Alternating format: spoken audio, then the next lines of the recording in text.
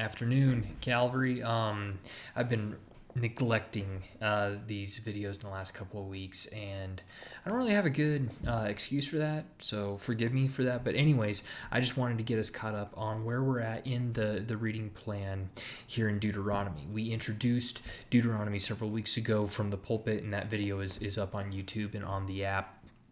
You can check that out. And now, this week, we are reading chapters 12 through 26 in Deuteronomy. But I just wanted to give those of you who weren't able to make it and to participate, I just wanted to give you just a snippet of what we read and what we discovered in chapters 1 through 11. Now, one thing that we said in the overview, the entire book of Deuteronomy is formatted like an ancient treaty between a superior king and a vassal king, a vassal nation. You're going to go ahead and rule your little smaller kingdom and domain, but you will do so under my authority, under really my privilege. And that is the relationship between Israel and the Lord, Israel and Yahweh. They are to be his kingdom of priests, to stay and display his glory.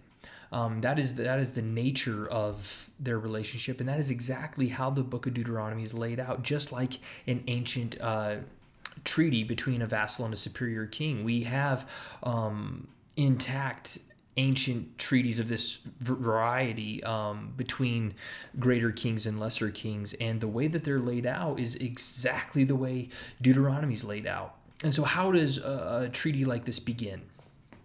How would a treaty between a greater king and a lesser king begin? How would that document begin? Well, it begins with retracing the historical context. What is our relationship? How have we come into this situation of me ruling over you? Let's retrace that. Where do our loyalties really lie? And we need to determine that, and we need to get that in writing, so to speak. And that's really the first 4 chapters of Deuteronomy, is determining where do your loyalties lie. And of course, Israel owes literally everything to Yahweh. Our loyalties lie with the Lord. But I wanted to focus just on our time here. I didn't want to take up a whole lot of your time. I did want to take a few notes from chapter 2. Chapter 2 begins this historical review, discussing what has already happened. And what is going on in chapter 2 is that Moses is retelling how before getting right on the edge of the promised land, getting right on the edge of the Jordan River, ready to cross over and take the promised land, God took them on a little tour. He took them through the country of Edom. He took them through the country of Moab. He took them through the country of Ammon. And every single time he said, this land is not yours. Don't touch it. Don't destroy it. This land is not yours. What's the point of all this? What's the point of chapter 2? What's the point of taking Israel through all this? Well, who are the nations of Edom and Moab and Ammon? Well, these are descendants of Esau, descendants of Lot, all of whom have their connection back to Abraham. And all of these individuals, back in Genesis, God promised them their own land, their own nation, their own blessing. A blessing different than Israel. The promised seed, that this anticipated one is going to come from Israel. Nothing like that is said of Edom or Ammon or Moab. But God was going to bless them. He was going to give them their own land. He was going to make them their own nation. Well, God has done exactly that. This is a tour through these other promises, and God is showing them, I've done exactly what I promised I would do to them.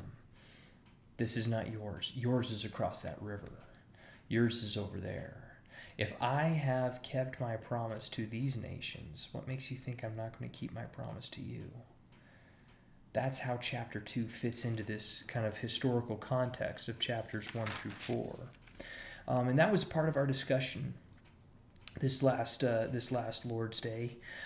Chapters 5, beginning with kind of the rehash of the Ten Commandments, chapters 5 through 11 are very general commands, general attitudes of obedience and teaching the next generation. Just to give you a little sneak peek of what we're going to be talking about, chapters 12 all the way through 26 are very specific commands. How do we take the Ten Commandments and obey them? What does obedience really look like? What does it mean to not take the name of the Lord your God in vain? What does that mean? Answer to that is in chapters 12 through 26. So I hope that you guys can make it to Sunday evening, 5:30 at the church. We have a wonderful time of fellowship and of study and of devotion every week. It is a blessed time. Learning tons, enjoying just feasting on what the Lord has said in His Word. Praying for you all. Hope to see you all there.